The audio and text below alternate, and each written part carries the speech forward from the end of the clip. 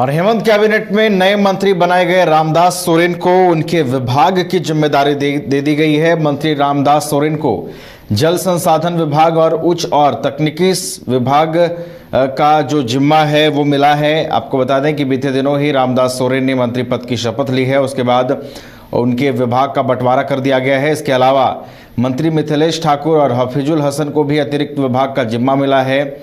मिथिलेश ठाकुर अब नए खेल मंत्री होंगे।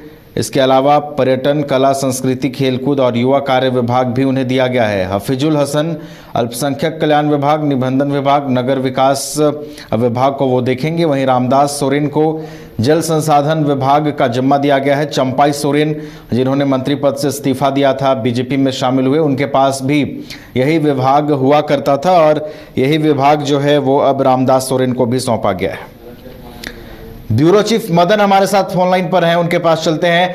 मदन, रामदास सोरेन को उनके विभाग की जिम्मेदारी दे दी गई है, जल संसाधन विभाग और उच्च और तकनीकी शिक्षा विभाग की जिम्मेदारी वो संभालेंगे। मदन, इसके अलावा मिथिलेश ठाकुर और जो हफीजुल हसन मंत्री हैं उन्हें भी अतिरिक्त प्रभार दिया गया है। मदन, बिल्कुल, देखिए कल जिस तरह से रामदास सोरेन ने मंत्री पद की शपथ ली, उसके बाद देर शाम जो है विभागों का भी बंटवारा हुआ।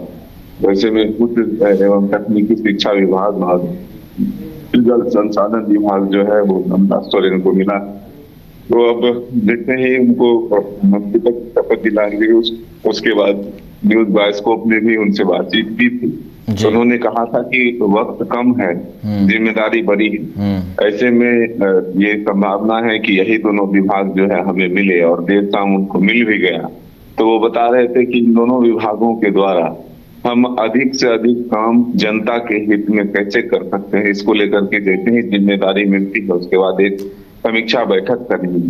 कौन सी योजनाओं को 2 महीने के भीतर, यानी कि आचार संहिता लगने से पहले हम धरातल पर उतार सकते हैं, उस पर फोकस होगा।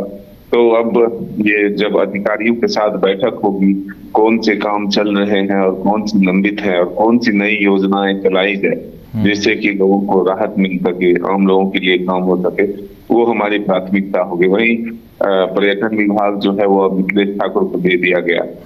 तो ऐसे में हम कह सकते हैं कि कुछ अतिरिक्त जिम्मेदारी हफीजुल हसन और मिथिलेश ठाकुर को ही मिली। तो चंपाई सोरेन के जाने के बाद जो मंत्रिमंडल में एक तरह से फेरबदल हुआ है, उसमें रामदास सोरेन को जगह मिली है। रामदास सोरेन अब आज से अपना पदभार संभालेंगे। चलिए, तो रामदास सोरेन को जल संसाधन विभाग के अलावा उच्च और तकनीकी शिक्षा विभाग की भी जिम्मेदारी दी गई है। देखना होगा कि जो जिम्मेदारियां और जो भरोसा उन पर जताया गया है, वक्त कम है और उन्होंने जो वादे किए हैं कि वो कम समय में अधिक से अधिक काम जनता के हित में करने की कोशिश करेंगे, इसमें वो कितना खरा उतर पाते हैं ये देखने वाली बात होगी। इसके अलावा मंत्री मिथिलेश ठाकुर और हफीजुल हसन को भी अतिरिक्त जिम्मेदारी दी गई है। बहुत बहुत धन्यवाद मदन, हमारे साथ जुड़ने के लिए और तमाम जानकारियों के लिए।